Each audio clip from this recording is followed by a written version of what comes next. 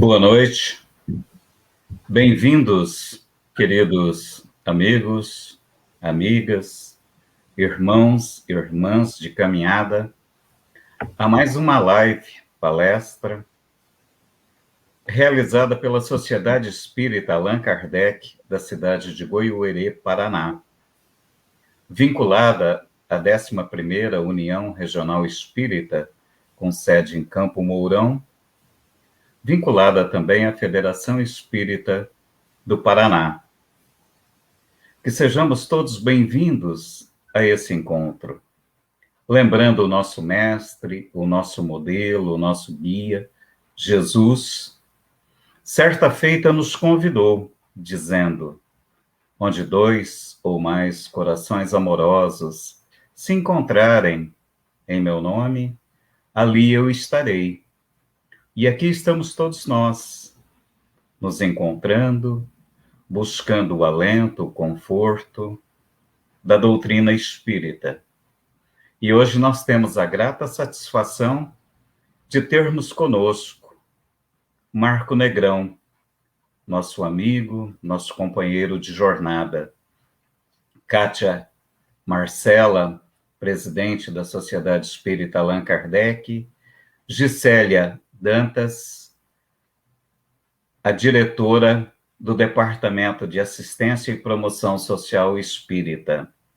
E nesse primeiro momento, nós queremos passar a palavra para o Marco Negrão para suas considerações iniciais. Boa noite a todos, boa noite Lourenço, Kátia, Gisélia, aos internautas que nos acompanham nesse momento para esta live, né? Agradeço a oportunidade de estar aqui com vocês, pela confiança, pela amizade que nos une, né? E que eu possa trazer alguns aspectos para a reflexão de quem nos acompanha hoje nesse trabalho. Muito obrigado pela oportunidade. Bem-vindo, Negrão. Nós, então, passamos a palavra agora para a Kátia Marcela, presidente da Sociedade Espírita Allan Kardec, para o seu boa noite também. Boa noite a todos e a todas. Pedimos licença para adentrar vossos lares e, em nome da Sociedade Espírita Allan Kardec de Goiuerê, agradecemos ao Marco Negrão por aceitar o convite de aqui estar. Muito obrigada. Vamos passar a palavra também para a Gisélia, nossa amiga querida, para o seu boa noite inicial. Boa noite a todos, aos nossos amigos. Boa noite, Marcos, por estar aqui conosco essa noite. E acredito que vai ser uma noite muito edificante, de muito aprendizado. E que todos estejam prontos para ouvir sobre a sua palestra, que é sobre a missão. E para que possamos, então, começarmos a nossa reunião, nós vamos pedir para a Gisélia fazer uma leitura inicial para nós. Na sequência, a Kátia Marcela nos fará a prece inicial. Ainda na sequência, eu apresentarei o nosso palestrante e deixarei a palavra com ele para a palestra, então. Gisélia.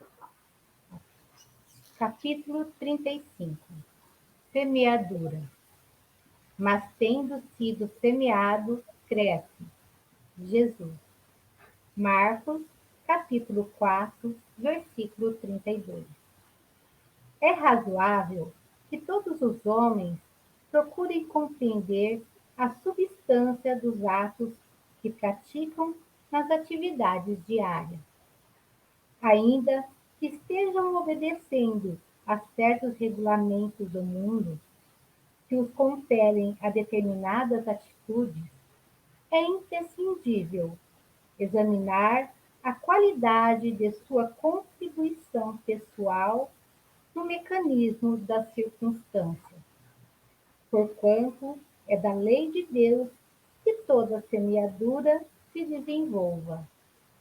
O bem semeia a vida, o mal semeia a morte. O primeiro é o movimento evolutivo na escala essencial para a divindade. O segundo é a estagnação. Muitos espíritos, de corpo em corpo, permanecem na Terra com as mesmas recapitulações durante milênios. A semeadura prejudicial condicionou a chamada morte do pecado. Atravessam os dias, resgatando débitos escabrosos e caindo de novo pela renovação da sementeira indesejável. A existência deles constitui largo círculo vicioso, porque o mal os enraiza ao solo ardente e o árido das paixões ingratas. Somente o bem pode conferir o galardão da liberdade suprema, representando a chave única suscetível de abrir as portas sagradas do infinito à alma ansiosa.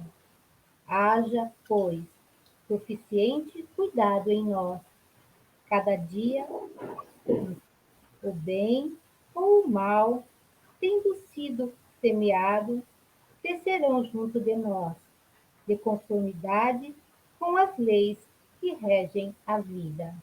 Do livro Caminho, Verdade e Vida, psicografada por Francisco Cândido Xavier pelo Espírito de Emmanuel.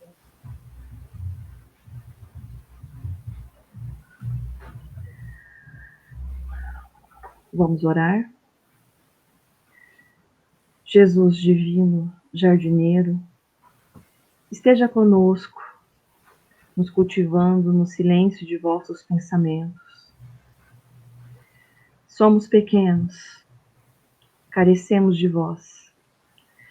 Cada um a sua missão e cada um o seu trabalho.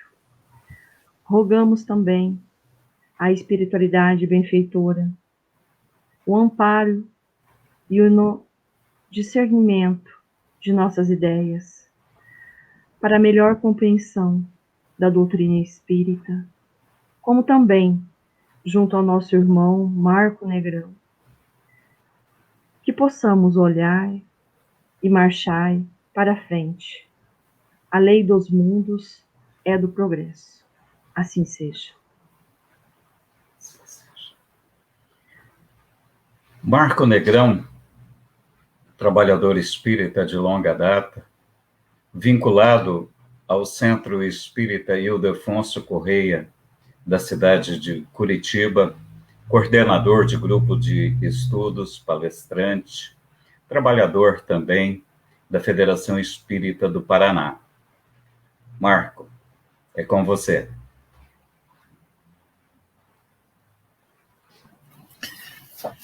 Obrigado. E vamos trazer, então, esse tema, a missão de cada um, na qual queremos fazer algumas reflexões para os companheiros desta noite que nos acompanham, porque eu entendo, eu acredito, né, que muitos de nós já nos perguntamos o que viemos fazer aqui. Qual a finalidade de vivermos, né, neste mundo em que vivenciamos tantas situações, tantas realidades que cada um de nós vivencia nas nossas existências, e acho que com certeza todos nós já fizemos essa pergunta alguma vez, né? Então eu vou começar com o conceito de missão, né? E não tem nada a ver com um conceito da doutrina espírita, né?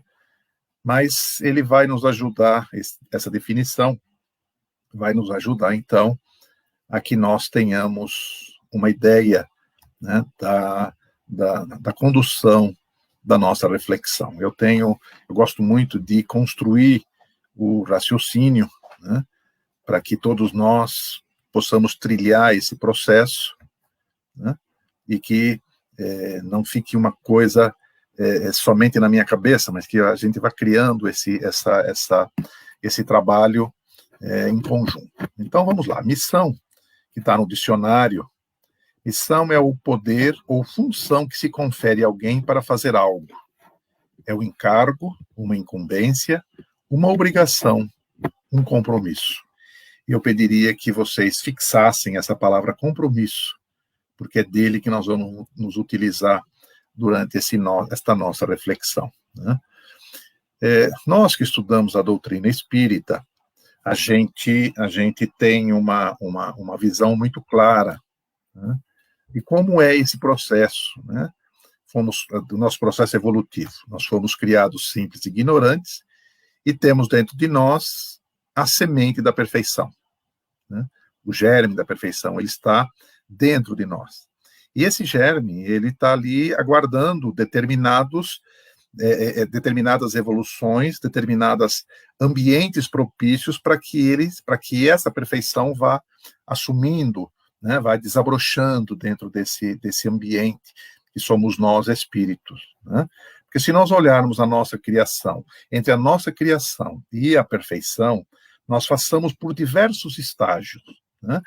Nós somos criados por Deus simples e ignorantes, vamos desenvolvendo as nossas sensações, vamos desenvolvendo um instinto, desenvolvemos a inteligência, atingimos um grau de discernimento, né? E tudo isso para quê? Para que nós desenvolvamos o nosso livre-arbítrio. E esse sempre é um processo ascendente, né?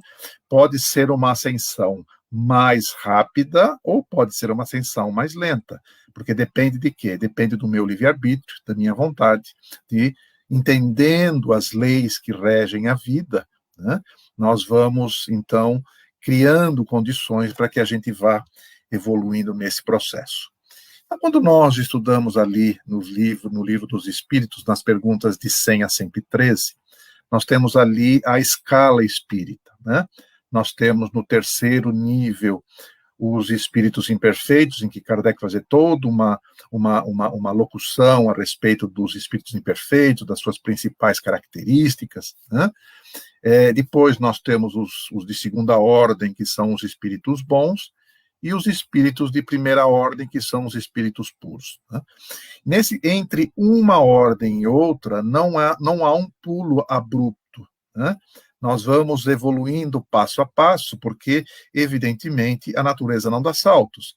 Então, nós vamos adquirindo esse processo de crescimento, e é esse o aspecto que nós olhamos, né?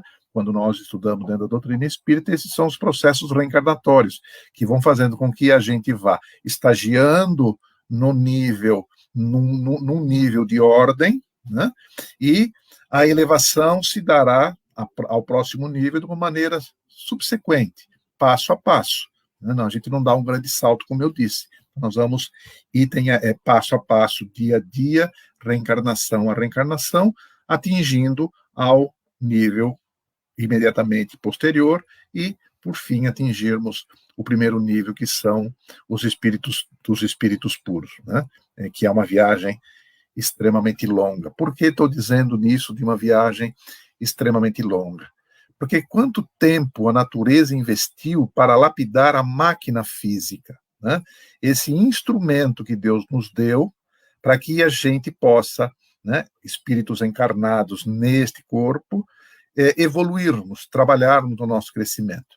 Se nós formos verificar quanto nós já evoluímos do ponto de vista máquina física, quantos milhões de anos nós estamos nesse processo evolutivo, né? Nós já fomos seres muito parecidos com bestas, né? Com animais. Nós fomos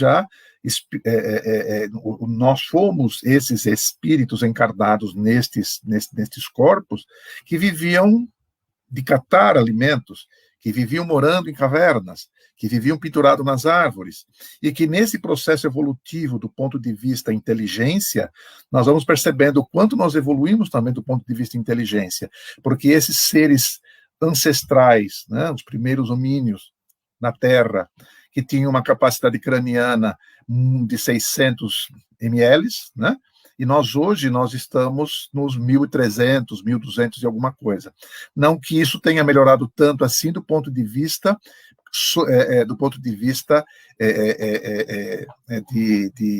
do crescimento moral, né? Mas do ponto de vista tecnológico, do ponto de vista inteligência, nós já avançamos bastante. Nós estamos ainda necessitando desse mesmo processo para que a gente atinja essa evolução moral, que esse é o grande estágio, né? Esse é o grande objetivo de todos nós. Então, esse espírito, olhando esse ser traglodita lá de trás, e olhando as nossas feições hoje, nós vamos verificando que houve sim uma evolução, né? Houve essa evolução orgânica. Então, quando nós estudamos ali também no livro A Caminho da Luz, nós vamos verificando que esse processo de transição entre as eras, evidentemente que, se nós olharmos que a Terra, pelo que a ciência nos mostra, nós temos 4 bilhões e 600 milhões de anos, né? Que foram quando ali nesse livro A Caminho da Luz, né, de Chico e Emmanuel, ele vai mostrando todas essas eras, né? Aquele momento onde surge o mar e as primeiras formas de vida, né? Isso levou até os primeiros animais, os corais, anfíbios, répteis e plantas. Nós levamos nesse processo evolutivo 4 bilhões e 100 milhões de anos. Né? Depois desse estágio, que nós estamos ali falando de 550 milhões de anos atrás, né? No nível de 245 milhões de anos, que é a era mesozoica, né? Ou nós vamos ter ali os primeiros dinossauros, as primeiras plantas com flores, né? E depois outros quase 200 milhões, e aqui estou falando grandes números, não estou me preocupando com exatidão, mas 200 bilhões de anos depois, surge a extinção dos dinossauros e os mamíferos espalham-se pela Terra. Os primeiros homínios apareceram neste planeta há 10 milhões de anos, e no último 1.000.000 de anos apareceu os Homo sapiens, né? E é interessante que quando a gente começa a olhar essas datas, essa quantidade de anos, que 4 bilhões e 600 milhões de anos, não sei se a gente tem assim uma ideia muito exata do que seja, mas eu, quando estava pesquisando para fazer esse trabalho, algum tempo atrás, eu me deparei com uma informação que dá, sim, talvez, uma ideia de quanto tempo este mundo foi preparado para nos receber, né? Porque, na verdade, esse é um planeta que já vivenciou a sua realidade de um planeta de provas e expiações, né? Um planeta primitivo, né? Vivenciamos a realidade de um planeta de provas e expiações, sendo preparado para um planeta de transição, né? Então nós vamos percebendo que este processo é um processo extremamente longo. Então, para a gente poder ter uma ideia assim, uma visualização do que seja isso, esse autor, que eu não anotei o nome, mas se a gente pesquisar, a gente consegue essa informação, é como se nós pegássemos esses 4 bilhões e 600 milhões de anos e transformássemos isso num dia de 24 horas. Então, esse mundo ele foi preparado durante 23 horas, 59 minutos e 56 segundos, tá? Para o homem chegar nesse planeta. Ou seja, o homem, olhando essa figura que nós estamos mostrando, o homem está no planeta, numa comparação das 24 horas, ele estaria no planeta nos últimos 4 segundos desse processo, né? Então, nós vamos percebendo o quanto a espiritualidade preparou este ambiente para nos receber, né? E estava conversando aqui com os companheiros, antes de iniciarmos o nosso trabalho, a respeito desse livro, né, do último livro do Divaldo, e o planeta continua sendo preparado, né? Preparado para que se transforme num planeta, nessa transição para um planeta de regeneração, e o trabalho que a espiritualidade está tendo, né, para que a gente possa obter a possibilidade de continuarmos aqui, né? O trabalho que a espiritualidade faz com todos nós para que a gente evolua, para que a gente cresça. Quantos missionários chegaram a esse mundo nos últimos milênios, nos últimos anos, né? Nas últimas centenas de anos, trazendo mensagens, né? Jesus nos trouxe mensagens e que nós ainda, infelizmente, pela nossa dificuldade, né, pelas nossas dificuldades íntimas, pelos nossos arquétipos do passado, coisas que nós vamos trazendo, que ainda nós não conseguimos diluí-las ou evoluirmos nesse processo, naquela escala que eu coloquei agora há pouco, nós ainda temos muitas dificuldades, né? Por que nós temos muitas dificuldades? Porque nós ainda, né, vivenciamos a evolução do corpo físico. E quanto tempo nós levaremos para estruturarmos os mecanismos da alma? Se nós formos olhar dentro desse processo histórico, nós vamos ver que o homem é extremamente, homem, humanidade, né? Não gênero, mas humanidade, é extremamente belicista. Nós somos a única raça, a única espécie em que nós matamos por prazer. As outras espécies, elas fazem isso também, mas elas fazem com uma finalidade muito objetiva, que é a sobrevivência, né? Mas nós ainda temos isso dentro de nós. Quando eu falo nós, evidentemente, estou dizendo humanidade, não estou dizendo nós que estamos ligados nesse trabalho agora. Nós, evidentemente, já evoluímos muito em relação a isso, mas a humanidade como um todo, né? Nós vamos percebendo que ainda tem esse aspecto belicista muito forte. Nós temos ainda a hipocrisia que rege as relações dos homens. Nós somos uma coisa pela frente e nós somos pelas costas, nós somos coisas completamente diferentes, né? Nós somos espíritas e nós somos, então, reencarnacionistas. Nós sabemos que nós vivenciamos hoje uma existência, ao término dela retornaremos ao mundo espiritual, ficaremos lá um tempo nas nossas reflexões, nos nossos trabalhos, na ajuda daqueles que precisam mais que nós, né? E sendo ajudados por aqueles que também nos ajudam a crescer, né? Nos preparamos por uma próxima reencarnação e retornamos a um planeta. Esperamos que continuemos habitando ou vivenciando no planeta Terra, né? Porque, como eu disse, não vou fazer nenhum spoiler sobre o livro, não se preocupem, porque eu não quero tirar a primazia de vocês irem descobrindo na leitura do livro, né? Mas mostra ali uma situação na qual o mundo realmente está sendo preparado.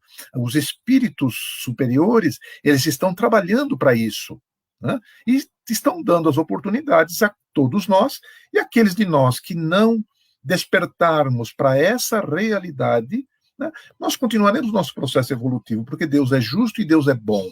Ele nos permite, pelas nossas escolhas, fazermos a nossa caminhada, né?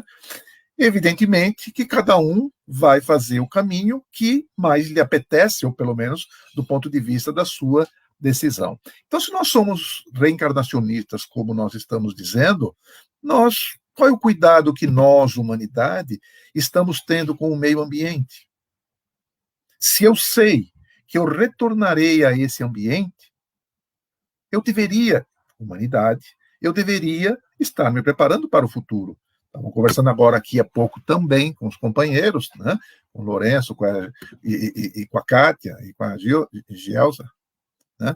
É que nós vivemos problema de falta d'água em Curitiba. Nós estamos vivendo um rodízio há quase um ano. Por quê? Porque nós não estamos cuidando deste recurso natural. E a gente está desperdiçando. Então, a gente precisa começar a pensar nisso, né? Quando nós estudamos ali no Livro dos Espíritos, nas perguntas que trabalham as leis naturais, né? Todo esse processo, as leis morais, né? Nós vamos percebendo aí, quando nós estamos na lei de sociedade, se nós a estudarmos com profundidade e refletirmos sobre ela, nós vamos verificando que muita coisa que acontece nesse mundo ainda está ligada à nossa maneira de nos relacionarmos com o próximo, né?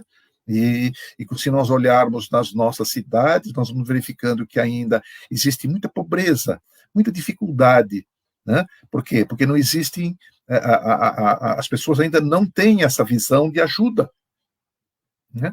Então nós vamos percebendo que essa é uma situação que ainda perdura, né? Por que eu estou dizendo isso? Porque quando nós olhamos, e esse trabalho eu fiz já há algum tempo atrás, se você pegar nessas perguntas de 100 a 113 e traçar ali dentro das classes, das ordens e das classes espirituais, você pegar as principais características de cada ordem, de cada classe, né? E eu vou pegar aqui um exemplo para que a gente possa entender. Os espíritos de terceira ordem, né, que são os espíritos da classe dos imperfeitos, predomina ainda a matéria sobre o espírito. Nossa sociedade ainda é uma sociedade extremamente materialista. Uma outra característica dos espíritos imperfeitos, a propensão ao mal, a ignorância e o egoísmo, que traz todas as consequências em função dessas imperfeições, tem uma intuição de Deus e restritos conhecimentos, apesar de termos avançado muito do ponto de vista tecnologia, mas ainda temos restritos conhecimentos se nós formos olhar o que os grandes espíritos já sabem a respeito das coisas da vida, né? Se nós compararmos essa condição ou essas principais características dos espíritos e formos olhar ali no Evangelho segundo o Espiritismo, ali há muitas moradas na casa de meu pai, e a gente pegar ali as principais características dos mundos, nós vamos percebendo que, evidentemente, há uma ligação íntima, muito próxima, entre a ordem e a classe do planeta, né? Porque se nós vamos pegar ali os planetas primitivos, são os planetas recém-formados, destinados às primeiras encarnações. A força bruta é a lei, sem noção de justo e injusto, e uma vaga intuição de um ser superior, que ainda acha que os fenômenos da natureza são comandados por deuses, e faziam, então, as suas oferendas. E aí eu pergunto para os companheiros que estão nos assistindo nesse momento, é muito diferente do que a gente vivencia hoje, né? De Deus sendo comparado a um grande mercador, em que eu ofereço algo a ele e ele me dá alguma coisa em troca, como se fosse assim que funcionasse. A gente vivencia ainda, em alguns momentos, características de um mundo primitivo. Se nós olharmos as principais características dos mundos de provas e expiações, nós vamos verificando que nesses planetas de provas e expiações dominam ainda as paixões incontidas, grande imperfeição moral, violência gerando guerras. Se nós olharmos quantos milhões de pessoas pereceram na Primeira Guerra Mundial, no início do século passado, as informações que se tem não são muito precisas, mas se fala em 10 milhões de mortes na Primeira Guerra Mundial. E o objetivo da Primeira Guerra Mundial era acabar com todas as guerras. Menos de 20 anos depois, 20 e poucos anos depois, 30 anos depois, nós tivemos uma guerra, a Segunda Guerra Mundial, que ceifou mais de 70 milhões de pessoas, com requintes de crueldade nunca vistas na humanidade. Para quem gosta de estudar, quem gosta de ler a respeito desse assunto, pode verificar nos livros e nos documentários e nas informações que nós temos quanta maldade foi cometida. Então, esse egoísmo que gera injustiça social, o mal predominando sobre o bem, o materialismo imperando, nós vamos percebendo, então, que neste processo nós só poderemos atingir a um planeta de regeneração, que aí, se nós olharmos as características dos espíritos bons, eles estão ligados aos planetas de regeneração e aos planetas felizes, que é o processo evolutivo, né? Então nós vamos percebendo nessa história que existe sim a lei do progresso, ela nos impulsiona. Sempre ela vai nos impulsionar. Agora, evidentemente, para alguns será mais rápido, para outros será um pouco mais lento. Por quê? Depende do meu livre-arbítrio, da minha decisão de seguir o caminho, seja um ou seja outro. Eu sempre tenho essa possibilidade. Eu sempre tenho a possibilidade de escolher. Agora, evidentemente, depende muito da minha vontade em realmente me modificar, né? E aqui, se nós estudarmos, né, e eu vou passar em alguns momentos, sempre em alguns momentos, passar alguns livros para que a gente possa pesquisar mais, evidentemente que nós não temos tanto tempo assim, né, para que a gente se aprofunde em determinados temas, mas estudem Leon Denis no livro O Problema do Ser, do Destino e da Dor, quando ele fala da vontade. E aí nós vamos entendendo como é que esta força íntima que todos nós temos fará com que a gente evolua, né? E aí, porque ele diz em algum momento do livro, a vontade é uma capacidade soberana do espírito, e que dela resultará essa nossa decisão de avançarmos na senda do bem. Porque enquanto isso não for uma decisão, né, nós vamos ter simplesmente vontades, desejos. E aqui eu sempre dou um exemplo muito simples, para que a gente possa entender o que isso significa, né? Se nós olharmos e fazer uma pergunta aqui, evidentemente não temos como responder, mas tivéssemos ao vivo, faria essa pergunta, esperaria algumas respostas, né? Quando é que a gente começa a fazer regime? Alguém já pensou nesse aspecto? A gente sempre começa a fazer regime quando? Numa segunda-feira. Por quê? Porque no fim de semana eu vou almoçar na casa da mama, vou almoçar na casa da sogra, vou almoçar com os amigos, tem um churrasco, então a gente não começa, né? A gente não começa um regime num sábado e num domingo. A gente começa na segunda. Aí na segunda-feira, a Kátia respondeu, aí na segunda-feira. Na segunda-feira a gente começa, não é verdade? A gente vai, a partir de amanhã, eu vou começar a fazer regime. Normalmente, quando a gente toma essa decisão, naquele dia lá onde a gente trabalha, no nosso local de trabalho, nossos amigos, tem alguém que faz aniversário e a gente, então, não vai fazer desfeita, porque eu gosto de bolo, então eu não vou fazer o regime hoje, eu vou começar amanhã, na terça-feira. Na terça-feira acontece alguma coisa e a gente também não faz. Na quarta-feira, aí já é quinta-feira, já está próximo do próximo fim de semana, mas na outra semana eu começo. Na outra segunda-feira eu começo. Eu vou sempre protelando. Por quê? Porque eu não tenho ainda uma vontade férrea, firme, para que eu inicie esse processo. Porque é uma reeducação, né? Quando é que a gente faz regime para valer? Quando a gente vai ao médico e ele diz, ou você faz isso, ou você morre. Nós somos espíritas, somos reencarnacionistas, temos certeza absoluta que a vida continua depois da vida, mas aqui tá bom. Então a gente, para se preservar, para não ser tratado como um suicida indireto, a gente então começa a fazer. Né? Então existe realmente, a partir daí, uma força que faz com que a minha vontade seja férrea. Por quê? Porque se eu não fizer, eu vou ter consequências. Né? E a mesma visão que eu acho que a gente tem que ter quando nós falamos desse processo evolutivo. Então, nessa trajetória, né, por que a gente tem tanta dificuldade? Porque o nosso livre-arbítrio, sendo defeituoso, ele sendo tendencioso, ele não estando ainda perfeitamente equilibrado nesse processo, nós fazemos as nossas escolhas. E as nossas escolhas nos levam ao quê? Em função do orgulho e do egoísmo, que são as duas chagas da humanidade, né? A gente vai tendo, então, uma evolução lenta.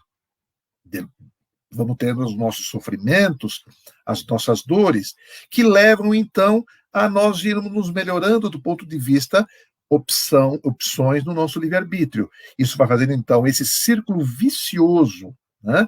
Em que eu ainda contaminado pelo orgulho e egoísmo, vou tendo uma evolução lenta e eu sofro, em um determinado momento a gente vai começando a perceber e transforma esse ciclo vicioso num círculo virtuoso, onde realmente eu vou eliminando o orgulho e o egoísmo, a minha evolução começa a ser bem mais rápida, né? Então, o ser humano, esse homem, esse espírito encarnado, a nossa grande missão é extinguirmos este homem velho que está dentro de nós. E como é que nós vamos fazer isso? Através da melhoria do nosso livre-arbítrio, dessa decisão de tomarmos um caminho. Porque nesse processo, eu posso simplesmente não fazer nada e esperar. Nas inúmeras reencarnações, nós vamos vivendo momentos em que a gente um dia vai despertar. Ou eu posso participar dessa melhoria através de ações efetivas. Quando nós damos ali na pergunta 843 do Livro dos Espíritos, Kardec pergunta ao Espírito Verdade: tem um homem o livre-arbítrio de seus atos? E a pergunta que ele recebe: pois que tem a liberdade de pensar, tem igualmente a de obrar. Sem o livre-arbítrio, o homem seria máquina. Então, quando nós falamos nessa transformação, é importante que nós falamos, que a gente fale, e aí eu acho que o melhor exemplo para essa transformação íntima, que não é fácil, nós sabemos que ela não é fácil, né? Eu pego o exemplo de Saulo de Tarso, né, no livro Paulo Estevão, e eu vou fazer aqui a leitura do momento da conversão, quando Saulo está chegando em Damasco, né? Quem não leu o livro, leia. É um livro belíssimo de ser lido. É um livro que traz inúmeras reflexões, exemplos e mostra como é feito esse trabalho, né, de crescimento. Eu, uma vez, também estava trabalhando sobre um determinado tema e a gente estava falando exatamente desse processo de transformação íntima, de quanto ele é demorado e de quanto ele não é fácil. E a gente pergunta, será que ele é demorado? E aí eu trago o exemplo de Emmanuel. Emmanuel, no livro Há 2000 anos, quem era Emmanuel? O senador Públio Lentulus, um senador romano que vai à Palestina numa determinada missão. Vou dizer, não vou dar nenhum grande spoiler sobre esse livro, vale a pena ser lido para quem não leu, né? Mas ele vai com um objetivo, porque ele tinha um problema, né? E ele vai para esse ambiente onde Jesus já estava. E a sua esposa, a sua filha tinha um problema, e a sua esposa pede para que ele vá conversar com Jesus, para que ele pudesse trazer a cura para sua filha. Mas ele, um senador romano, aquele cidadão que era o que dominava aquela região, como é que ele poderia ter esse comportamento?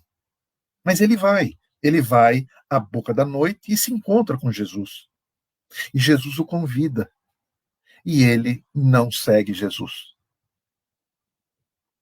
Aí o livro vai contando uma história muito bela, umas situações muito interessantes de serem refletidas e refletidas, né, do ponto de vista análise de todo o processo evolutivo de um indivíduo, de um espírito, né? Aí você tem um segundo livro, logo a seguir, 50 anos depois, e Ave Cristo. Então aí você tem toda uma saga, né, das vivências de Emmanuel, vivenciando essa sua realidade. Ele já termina o há 2000 anos, já contaminado pela mensagem do Cristo. 50 anos depois, ele vem como um escravo, o escravo Nestório. E a partir daí, a sua evolução é muito bonita, né?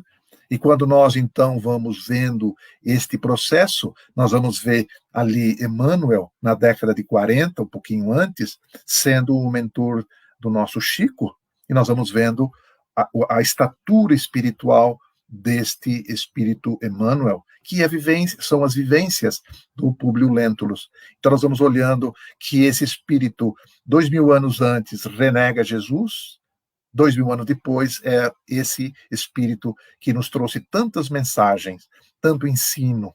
Então, 2000 anos, se nós olharmos do ponto de vista da evolução espiritual, né, do ponto de vista que nós somos espíritos que a partir do momento da nossa criação por Deus, nós viveremos pela eternidade, então nós vamos percebendo que 2000 anos não é absolutamente nada, é um piscar de olhos perante esse processo, evidentemente. Né? Então nós vamos olhando nessa história e nós vamos acompanhar aí então Saulo de Tarso. Ele foi a Damasco com uma finalidade, né? Ele foi ali atrás daquele que ele entendia que tinha sido a pessoa que acabou desviando a sua noiva, a sua amada, para o cristianismo, né? E ele então vai atrás desse indivíduo, porque ele teve a autorização do Sinédrio para ir lá e prender os cristãos. E aí então ele está indo para Damasco. E aí eu vou ler o texto que está comentando esse aspecto. Em dado instante, todavia, quando o mal despertara das angustiosas cogitações, sente-se envolvido por luzes diferentes da tonalidade solar. Tem a impressão de que o ar se fende como uma cortina, sob pressão invisível e poderosa. Vê surgir a figura de um homem de majestática beleza, dando-lhe a impressão de que descia do céu ao seu encontro. O doutor de Tarso contemplava-o com espanto profundo, e foi quando, numa inflexão de voz inesquecível, o desconhecido se fez ouvir. Saulo, Saulo, por que me persegues? E Saulo pergunta, quem sois vós, Senhor? Aureolado de uma luz balsâmica, e num tom de inconcebível doçura, o Senhor respondeu, eu sou Jesus. Então, viu-se o orgulhoso e inflexível doutor da lei curvar-se para o solo. Os pregadores do caminho não estavam iludidos. A palavra de Estevão era a verdade pura. A crença de Abigail era a senda real. Aquele era o Messias. Foi quando notou que Jesus se aproximava e, contemplando-o carinhosamente, o mestre tocou-lhe os ombros com ternura, dizendo-lhe com inflexão paternal, não recalcitres contra o aguilhão. Senhor, que queres que eu faça? Foi aí que Jesus, contemplando-o no amor universal em seu nome, esclareceu generosamente, levanta-te, Saulo, entra na cidade e lá te será dito o que te convém fazer. Então o moço tarsense não mais percebeu o vulto amorável, guardando a impressão de estar mergulhado num mar de sombras. Isso está descrito no capítulo 10, A Caminho de Damasco, né, desse livro Paulo Estevão. Então, a pergunta que a gente faz realmente, essa transformação íntima é fácil? Como podemos explicar essa drástica transformação de Saulo em Paulo? Né? Quando nós vamos lendo o livro, a gente vai entendendo todo esse processo.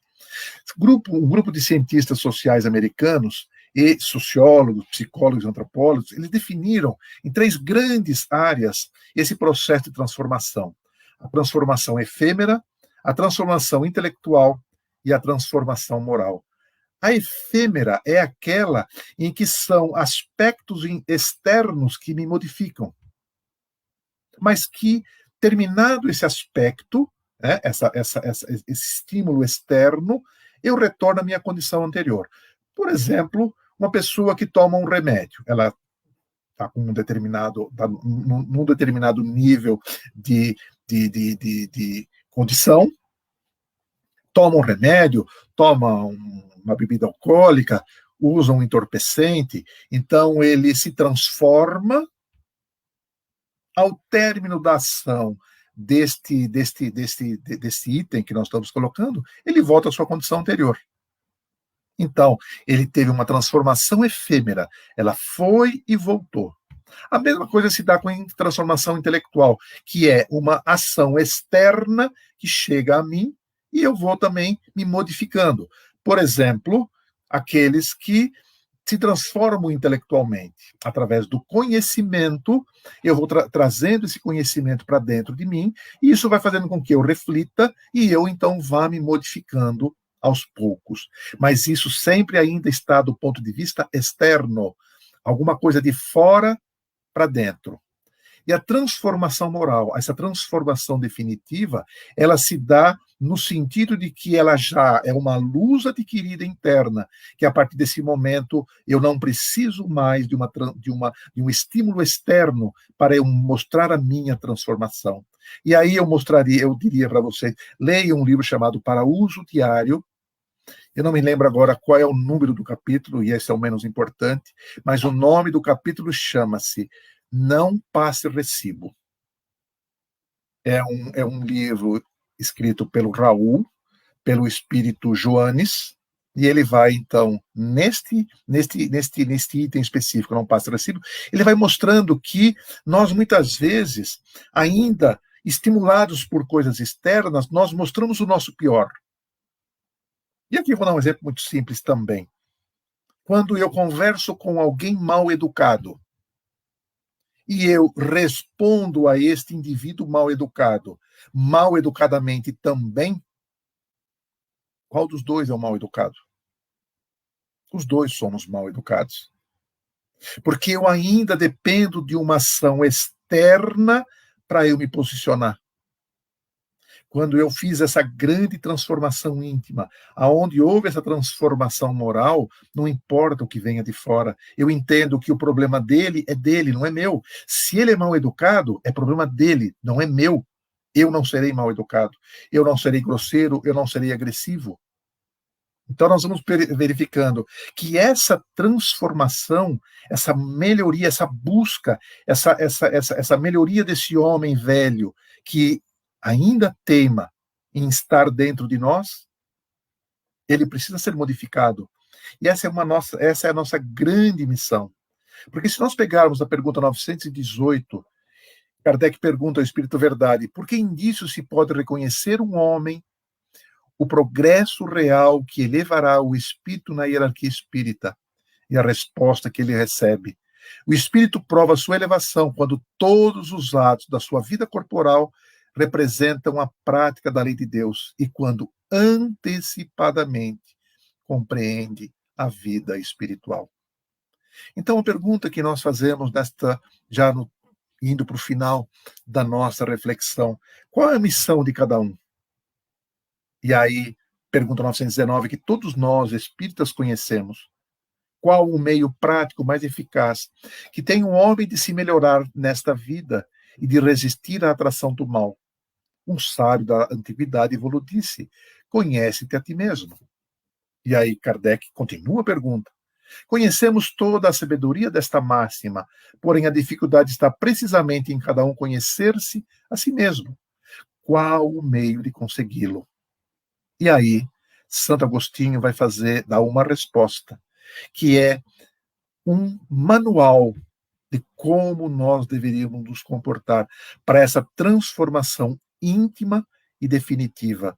Ele começa ali: fazer o que eu fazia quando vivi na Terra. E vai ali falando, ele vai dizer por que fazer. Ele vai dizer se é possível fazer. E, principalmente, a necessidade de que nós façamos isso. O objetivo de nós fazermos isso. Então, é uma reflexão muito interessante neste processo, nessa transformação. Porque aí, então, a missão que eu tenho é a minha conduta como um profissional. Como é que eu sou como profissional? Eu sou aquele profissional que respeita o contrato que tenho com o meu patrão, se sou empregado? Ou, se sou um autônomo, eu tenho relações com clientes, com os meus pacientes, com aqueles que necessitam do meu trabalho. Eu sou uma pessoa honesta. Pegando o exemplo de um funcionário, eu trabalho numa empresa, ela me paga para eu ter um determinado desempenho. Eu desempenho? Ou eu finjo que trabalho? Eu faço uma pergunta, às vezes são coisas assim um pouquinho complicadas da gente refletir, mas que elas são importantes que nós o façamos. Se, por exemplo, na empresa onde eu trabalho, ela me disponibiliza materiais para eu trabalhar, e eu pego algo para o meu uso próprio, e eu estou fazendo o quê? Aí depois nós reclamamos daqueles que se utilizam do dinheiro alheio para atender às suas necessidades? Eu sempre digo, simplesmente uma questão de número de zeros. E eu pergunto para aqueles dos companheiros que estão nos ouvindo, quantos de nós, e eu vivi isso durante muito tempo, ainda vivo, porque viajo bastante a serviço da federação, e evidentemente a federação me ressarce as minhas despesas nesse aspecto. Eu pergunto, quem se utiliza disso no seu trabalho? Vamos almoçar, vamos no hotel dormir. Quantas vezes a gente pede nota fiscal e a pergunta que nós ouvimos é: no valor? Se ele faz essa pergunta, é porque muitas pessoas pedem fora do valor. E aí eu pergunto, qual a diferença daquele que retira, que faz as falcatruas que nós vemos, infelizmente, no nosso país, e no mundo também, não é só no Brasil. No Brasil a coisa é um pouco mais escancarada, mas isso existe no mundo todo. Qual a diferença? É simplesmente uma quantidade de zeros. Mas o ato é o mesmo. O objetivo é o mesmo, é burlar alguém.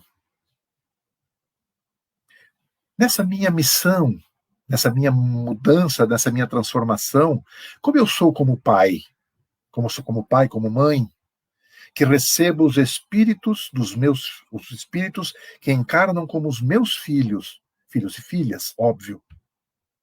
Como é que eu os trato?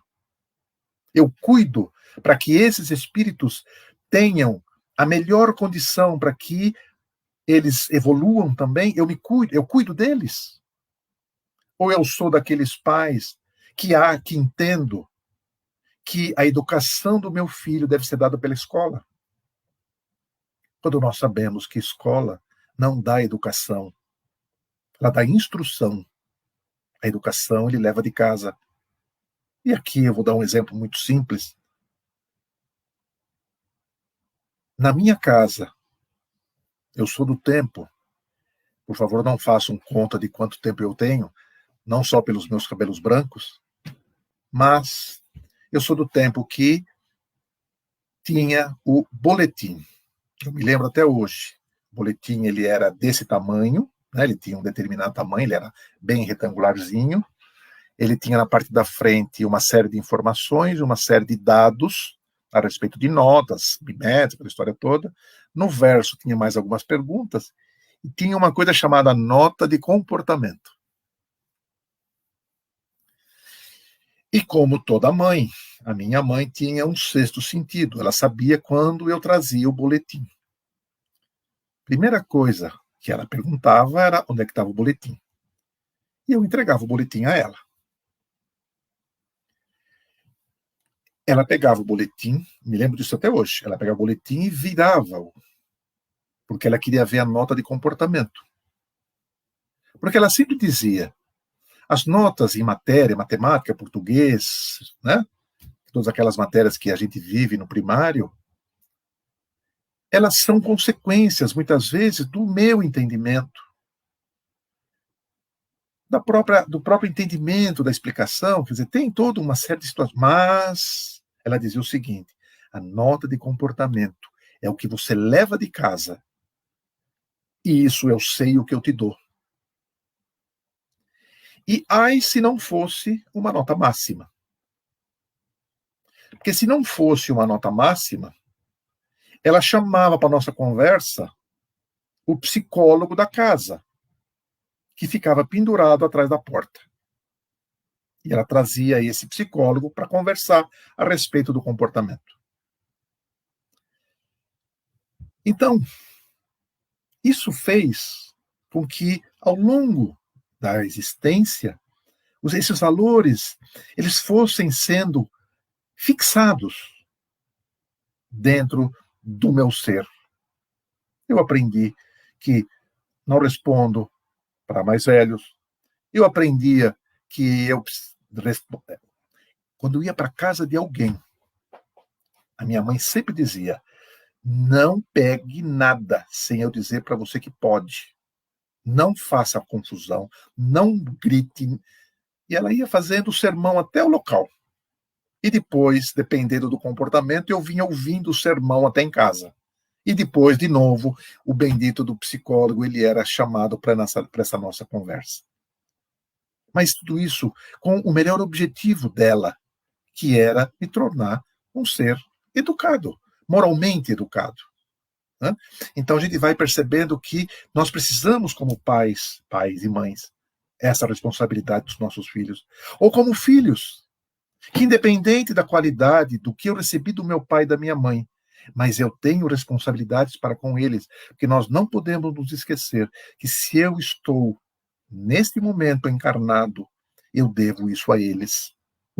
Como eu sou como amigo, se eu sou aquela pessoa que quando chega no ambiente, sou benquisto, aquele indivíduo que quando chega, alguém que está necessitando de um ombro amigo, sabe que esse ombro amigo tem comigo. Que sou um amigo fiel, que vou ser realmente aquele que o ajuda, porque o verdadeiro amigo é aquele que diz que eu tenho mau hálito. Não é aquele que bate a mão nas minhas costas. Por quê? Porque eu, como amigo, desejo que ele tenha sempre o melhor. Como eu sou como cidadão, como eu me comporto no meu dia a dia, nas minhas relações no trabalho, na minha relação na sociedade, no meu deslocamento entre a minha casa e seja lá para onde eu vá, se bem que agora vivemos uma certa restrição, né? Mas ainda continua valendo. Como é que eu sou como cidadão? Como é que eu sou como espírita? Como é que eu sou quando eu estudo muito? Mas será que o que eu estudo eu estou aplicando? Será que nós estamos sendo aqueles indivíduos que as estatísticas mostram? Só pesquisar, e aqui não vou dizer nenhuma novidade, porque isso, ou pelo menos nada inventado, porque é só pesquisar no IBGE a respeito sobre as religiões. Nós espíritas somos o grupo religioso que tem o maior tempo de estudo formal. Somos o grupo que tem o maior nível de leitura. Então nós vamos percebendo que nós estamos preparados. Nós aqui poderíamos entrar agora numa discussão ou numa reflexão a respeito do saber o fazer, que a gente pode, numa outra oportunidade, sendo convidado, poderia trazer esse tema para que nós possamos fazer uma reflexão. Mas nós vamos verificando que o se instruir, o conhecer, ele exige sim uma necessidade, uma capacidade ou uma vontade da gente aprender. E é extremamente importante que a gente aprenda, sim. Agora, é importante que eu, além de aprender, que eu coloque no meu dia a dia aquilo que eu aprendi. Aquilo que a nossa doutrina nos mostra. Nós temos Livro dos Espíritos, Livro dos Médiuns. Nós temos a Gênese. Nós temos o Céu e o Inferno, nós temos o Evangelho segundo o Espiritismo, que são esses 5 livros. E não estou falando aqui dos 500 livros do Chico, não estou falando dos outros 400 livros praticamente do Divaldo. Só aí nós estamos falando em quase 1000 livros. Se nós pegarmos a Revista Espírita, nós atingimos facilmente mais de 1000 livros, considerando cada mês da Revista Espírita um livro. E realmente é. Então, nós temos condições, nós temos elementos, nós temos informação, nós temos bagagem para que a gente possa se utilizar para estudar. Mas é importante que eu consiga transferir o que está no livro para o meu dia a dia. Eu posso ter na cabeça as 1018 perguntas do Livro dos Espíritos com as suas 1018 respostas. E todos os comentários que Kardec faz ao término de algumas de alguns grupos de perguntas e de respostas. Mas eu transformo este conhecimento, esta informação em ação. Se estiver fazendo isso, ótimo. Eu estou cumprindo com a minha missão, que a minha missão é de evoluir. Eu evoluo, e com a minha evolução, eu vou contaminando os que estão ao meu redor, para que esse mundo melhore, porque esse mundo também sairá do planeta de provas e expiações para o mundo de regeneração, porque fisicamente ele está modificando. O mundo em si está modificando. Agora, nós precisamos nos modificar. Então, nós vamos percebendo que nesse processo é um processo no qual eu me melhoro, e eu me melhorando, eu ajudo os que estão ao meu redor também se melhorarem, fazendo com que isso vá se expandindo dentro da sociedade, dentro do universo. Porque as minhas ações, elas repercutem. Os meus pensamentos repercutem. As minhas ações repercutem. Então, nós vamos percebendo neste processo todo o quanto nós estamos evoluindo.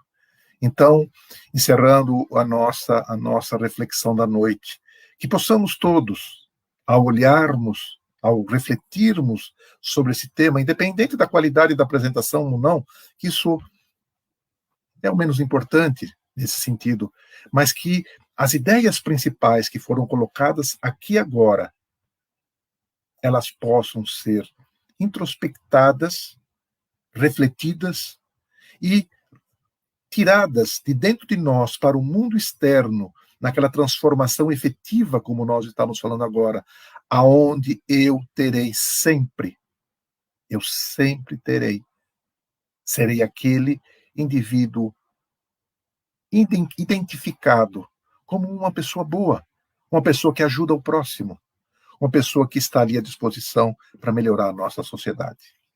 Eu agradeço mais uma vez a oportunidade da Sociedade Espírita Allan Kardec de Goiôerê, aos amigos que me convidaram para esse trabalho, e até uma próxima oportunidade, se Deus quiser.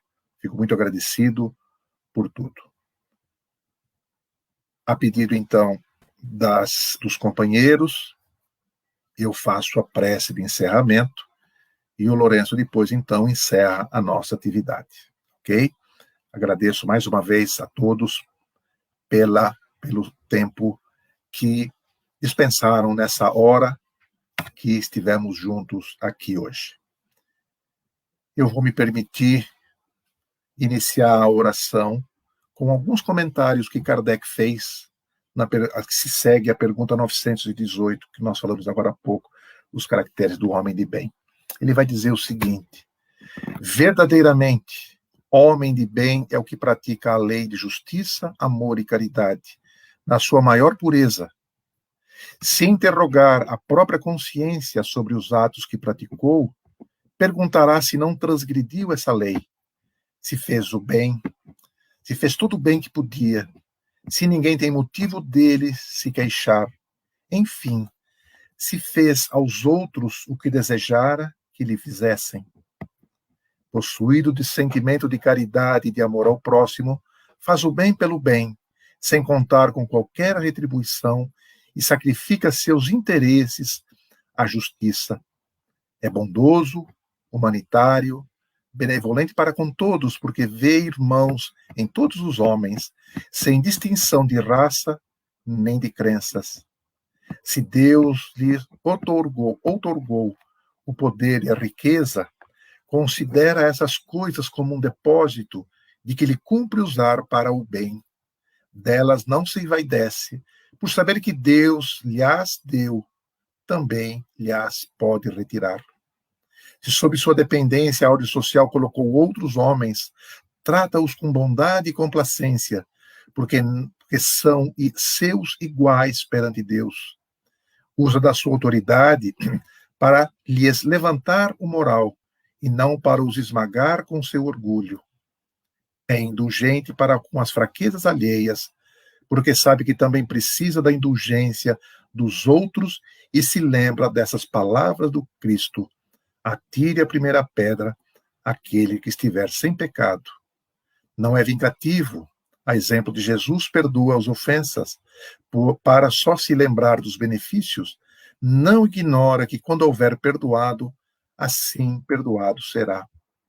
Então, elevando os nossos pensamentos a Deus, a Jesus, aos bondosos amigos espirituais, nós pedimos, como sempre fazemos, Senhor, o teu amparo e a tua proteção.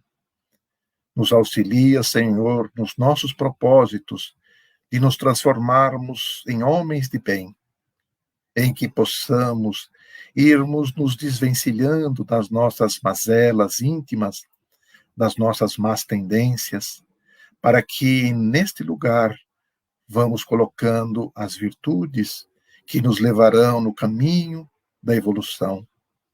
Te pedimos, Senhor, neste momento em que o nosso planeta vivencia situações de intranquilidade, que a tua paz se faça sobre todos nós, que a tua paz se faça naqueles que estão na linha de frente, atendendo aos irmãos que sofrem por esta doença que crassa pela humanidade neste momento. Te pedimos por aqueles que retornaram ao mundo espiritual por essa mesma doença, que eles possam encontrar, Senhor, em Ti, o lenitivo para as suas dores. Aos familiares desses irmãos, que também tenham em seus corações a certeza de que um dia se reencontrarão e que eles tenham paz também em seus corações. Te pedimos também por nós, Senhor, pelos nossos amores, pelos nossos familiares, que a Tua paz se faça sobre todos nós, pois sabemos que este planeta, como uma grande nau, está sendo conduzida por Ti, Mestre, e sabemos que a portaremos sim em porto seguro. E é por isso que te pedimos, Senhor, o Teu amparo, a Tua proteção e a Tua misericórdia. Muito obrigado, Senhor, e fica conosco hoje e sempre. Que assim seja, graças a Deus.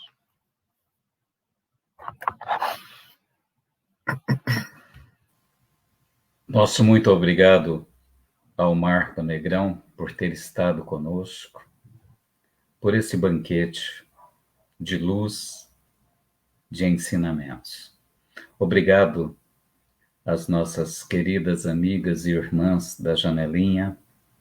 Obrigado a todos vocês que estiveram conosco através de todos os canais que a internet nos possibilita.